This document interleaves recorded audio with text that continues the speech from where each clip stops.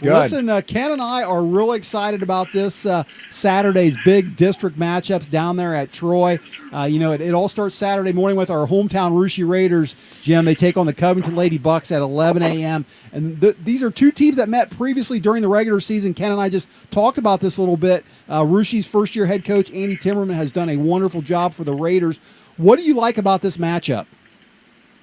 Well, one thing I like is the fact that it's going to be a well-coached game. Like you said, Andy's done a tremendous job over at Russia this year, and Jim Meyer returns to the bench for Covington, and his first year back there in the district. So, there's no secret these guys know what they're doing, and it's going to be a really exciting game to tip things off with Saturday morning over at Troy High School. Russia, they come in with three exceptional players: Maria Heron, a 5'8" junior, Larissa Poling, Tiffany Hatcher. But Covington, they've got their own outstanding point guard, Sammy Whiteman, who's a 5'6" point guard. She's the top sophomore in the conference. Unfortunately, Jordan Crowell is out with an ACL tear.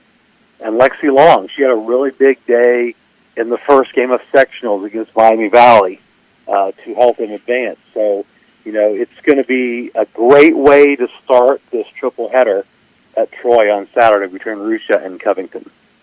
Jim, hi. This is Ken Francis, and appreciate you being on our show tonight. Let's No move problem. forward. Let's move forward a little bit to the 1:00 game there, Jim, and that's between a team that we know very well, the Jackson Center Tigers. Of course, they've got a great winning tradition over there with back-to-back volleyball state championships. They went to state last year in girls basketball.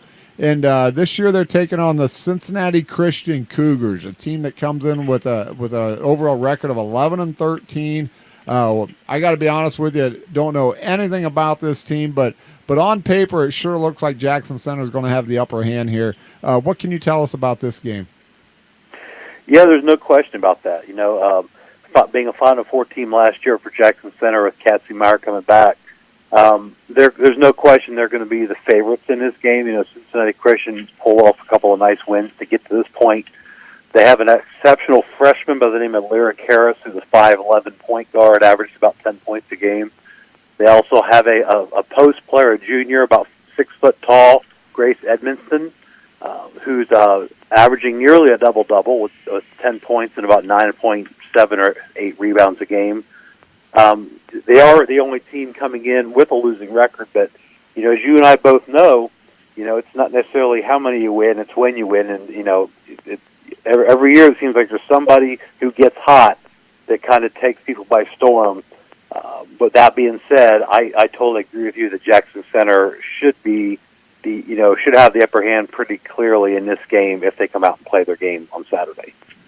Jim, let's move over to the nightcap game now, the 3:00 game, which looks like, to me on paper, could be the best game of the three. I think game one is going to be a very interesting game, as well as game three. And, that's a game between 20-3 Cedarville from the Ohio Heritage Conference as they take on 22-1 Tri-Village from the CCC.